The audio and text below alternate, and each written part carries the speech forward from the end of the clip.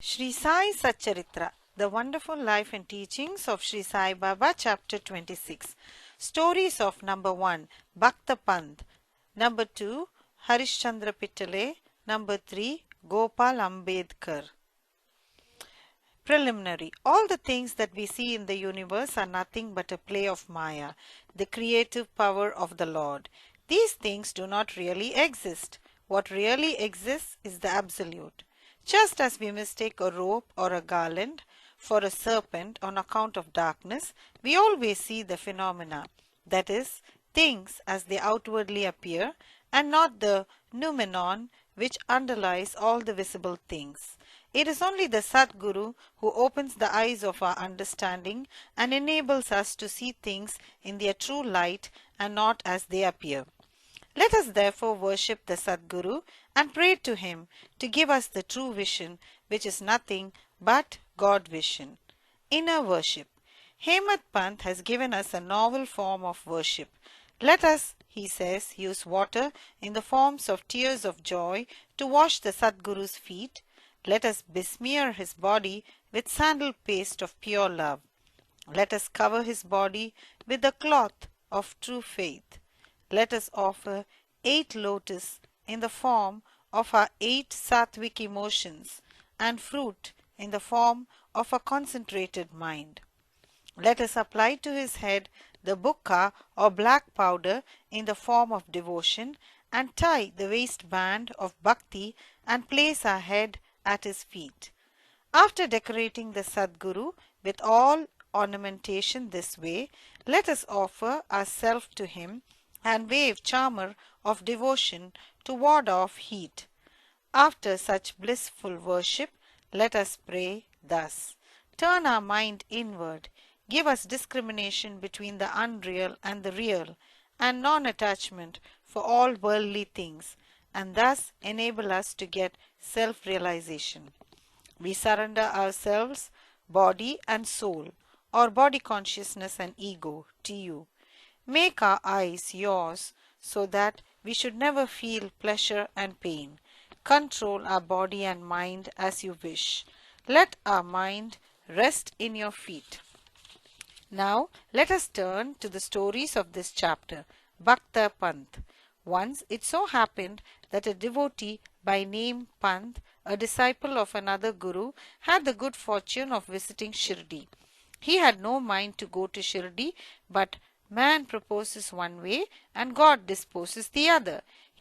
He was travelling in a Bombay, Baroda and Central India Railway train where he met many friends bound for Shirdi.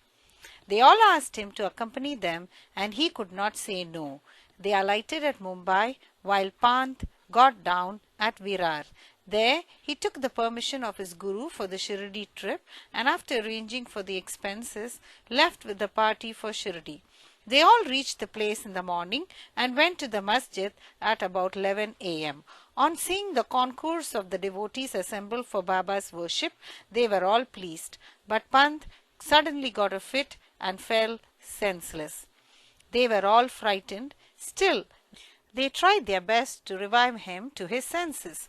With Baba's grace, after sprinkling water over his head, he regained his consciousness and sat upright as if he was just awakened from sleep. The omniscient Baba, knowing that he was a disciple of another guru, assured him and confirmed his faith in his own guru by addressing him as follows. Come what may, leave not, but stick to your own bolster or support, that is Guru, and ever remain steady with him. Pant at once knew the significance of this remark, and thus he was reminded of his Guru. This kindness of Baba he never forgot in his life. Harishchandra Pitale. There was a gentleman by name Harishchandra Pitale in Mumbai. He had a son who suffered from epilepsy. He tried many allopathic and Ayurvedic physicians, but there was no cure. There remained only one way of remedy, namely resorting to the saints. It has been stated in chapter 15 that Das Ganu, by his inimitable and splendid kirtans, spread the fame of Sai Baba in the Mumbai presidency. Mr. Pitale, heard some of these kirtans in 1910 and learnt therefrom and from others that Baba, with his touch and mere glance, cured many incurable diseases. Then a desire arose in his mind to see Sai Baba.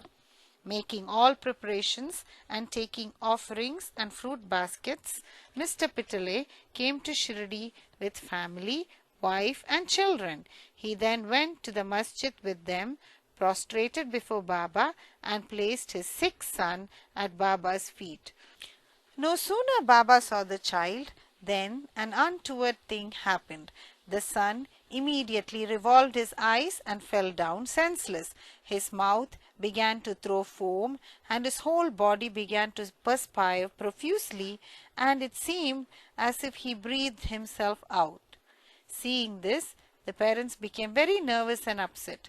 The boy used to get such fits very often, but this fit seemed to persist long. Tears began to flow ceaselessly from the mother's eyes, and she began to wail that her condition was like that of a person who, being afraid of the robbers, ran into a house which collapsed on him, or like a cow fearing a tiger, ran into the hands of a butcher, or like a traveller who, being tormented by the heat of the sun, went to take refuge under a tree which fell upon him, or like a devout person going for worship into a temple which collapsed upon him. The Baba comforted her, saying, "Do not wail like this. Wait a bit. Have patience. Take the boy to your lodging. He will come to his senses within half an hour." They did as directed by Baba and found that his words came true.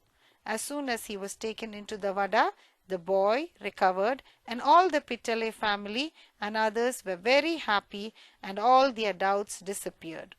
Then Mr. Pitale went with his wife to see Baba and prostrated himself before him very humbly and respectfully, and sat shampooing his legs and mentally thanking Baba for his kind help. Baba then smilingly said, "Have not all your thoughts, doubts and apprehensions calmed down now? Hari, or Lord, will protect him who has got faith and patience." Mr. Pitale was a rich and a well-to-do gentleman. He distributed sweetmeats on a large scale and offered to Baba excellent fruits and pan or betel leaves. Mrs. Pitale was a very pious lady, simple, loving and faithful. She used to sit near the post, gazing at Baba with tears of joy flowing down from her eyes. Seeing her amicable and loving nature, Baba was much pleased with her. Like gods, saints are always dependent on their devotees who surrender and worship them with their heart and soul. After passing some happy days in Baba's company, the Pitale family came to the masjid to take Baba's leave to depart. Baba gave them udi and blessings and called Mr. Pitale close by and said to him, "Bapu, I had given you ₹2 before. Now I give you ₹3. Keep these in your shrine for worship and you will be benefited." Mr. Pitale accepted these as prasad, prostrated himself again before Baba and prayed for his blessings. A thought arose in his mind that as this was his first visit to Shirdi, he could not understand what Baba meant when he said that he had given ₹2 previously. He was curious to have this mystery solved, but Baba kept silent. When Mr. Pitale returned to Mumbai, he narrated to his old mother all that had happened at Shirdi and the mystery about Baba's giving him ₹2 earlier. The mother also did not understand the mystery, but thinking seriously about this, she was reminded of an old incident which solved the mystery. She said to her son, "As you now went to Sai Baba with your son, so had your father done when he took you to Akkalkot for the darshan of the Maharaj there many years ago. That Maharaj was also a Siddha, perfect yogi, omniscient and gracious. Your father was devout and his worship was accepted. He then gave your father ₹2 for being kept in the shrine and worshipped. Your father worshipped them till his death, but thereafter the worship was neglected and the rupees were lost. After some years, the memory of these ₹2 also disappeared, and now, as you are very fortunate, the Akkalkot Maharaj has appeared to you in the form of Sai Baba just to remind you of your duties and worship to ward off all dangers. Now beware, henceforth, leave all doubts and bad thoughts. Follow your ancestors and go on worshipping the family gods and the rupees and take pride in the blessing of the saints. Sai Samartha has kindly revived the spirit of bhakti in you. Cultivate it to your benefit. Hearing the remarks of the mother, Mr. Pitale was very much delighted. He came to know and was convinced about the all-pervasiveness of Baba and the significance of his darshan. Thenceforward, he became very careful about his conduct. Mr. Ambedkar. Mr. Gopal Narayan Ambedkar of Pune was a devotee of Baba. He served for 10 years in the Abkari department in the Thana district and in Jawahar state, from where he had to retire. He tried to get some other job, but he did not succeed. He was overtaken by other calamities and his condition grew from bad to worse. He passed 7 years in this condition, visiting Shirdi every year and placing his grievance before Baba. In 1916, his plight became worse and he decided to commit suicide in Shirdi. So he came there with his wife and stayed for 2 months. One night, while sitting in a bullock cart in front of Dikshit Vada, he resolved to end his life by throwing himself into a well close by. But Baba wished to do something else. A few paces from this place, there was a hotel and its proprietor, Mr. Sagun, a devotee of Baba, came out and accosted him thus. Did you ever read Akkalkot Maharaj's life? Ambedkar took this book from Sagun and began to read it. Casually, or we may say providentially, he came across a story which was to this effect. During the lifetime of Akkalkot Maharaj, a certain devotee suffered very much from an incurable disease, and when he could no longer endure the agony and pain, he became desperate, and in order to end his miseries, threw himself one night into a well. Immediately, the Maharaj came there and took him out with his own hands and advised him thus, You must bear the fruit, good or bad, of your past actions. If it is incomplete, suicide won't help you. You have to take another birth and suffer again. So instead of killing yourself, why not suffer for some time and finish up the fruit of your past deeds and be done with it once and for all? Reading this appropriate and timely story, Ambedkar was much surprised and moved. Had he not got Baba's hint through the story, he would have been no more. On seeing Baba's all-pervasiveness and benevolence, his faith in him was confirmed and he became a staunch devotee. His father was a devotee of Akkalkot Maharaj and Sai Baba wanted him to walk into his father's footsteps and continue his devotion to him. He then got Sai Baba's blessings and his prospects began to improve.